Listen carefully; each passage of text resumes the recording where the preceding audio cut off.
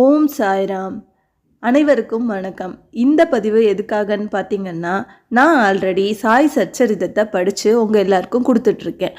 அதே மாதிரி இந்த சாய் சச்சரிதம்னா என்ன, சாய் சச்சரிதத்தில் இப்படி என்னெல்லாம் இருக்குது, சாய் சச்சரிதம் படிக்கிறதுனால நமக்கு என்னென்ன நன்மைகள் இருக்குன்றதை தெரிஞ்சுக்கிறதுக்கும், சாய் சச்சரிதம்னா என்னன்னு தெரியாதவங்களுக்குமான ஒரு பதிவு தான் இந்த பதிவு.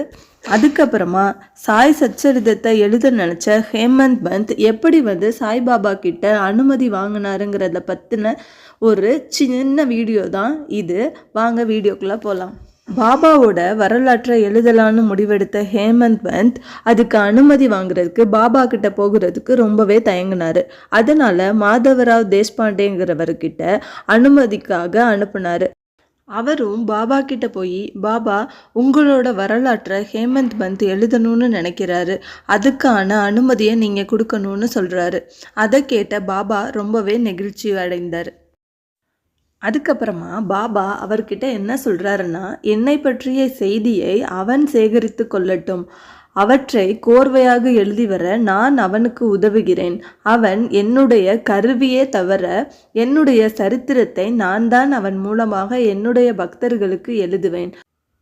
எவன் ஒருவன் என்னுடைய பெயரை பக்தியுடன் உச்சரித்தபடி இருப்பானோ அவனுடைய முன்னும் பின்னும் நான் நின்று கொண்டு இருப்பேன்.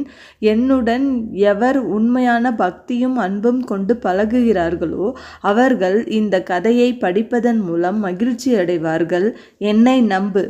எவன் ஒருவன் என்னை பற்றி நினைத்து கொண்டே இருக்கின்றானோ அவர்களுக்கு நான் நிச்சயம் முடிவில்லா ஆனந்தத்தையும் அனைத்தையும் தருவேன்.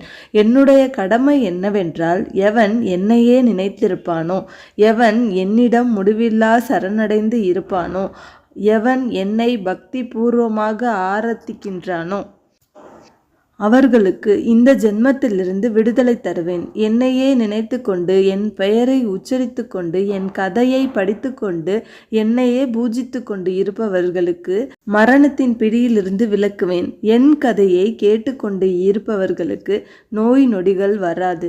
அதுக்கப்புறமா பாபாவோட ஆசிர்வாதத்தோடையும் அனுமதியோடையும் ஹேமந்த் பந்த் பாபாவோட வரலாறை எழுத ஆரம்பித்தார். இப்படி தான் சாய் சச்சரிதை உருவாக்கப்பட்டது. இப்படி தான் சாய் சச்சரிதையை படித்த எல்லாருக்கும் பாபாவோட அருள் கிடச்சிக்கிட்டு இருக்கு.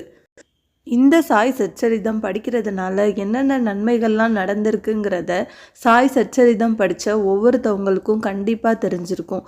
அதே மாதிரி நீங்களும் கண்டிப்பாக சாய் சச்சரிதம் படித்து பாபாவோட அருளை பெறணுன்றது தான் என்னோட சின்ன ஆசை.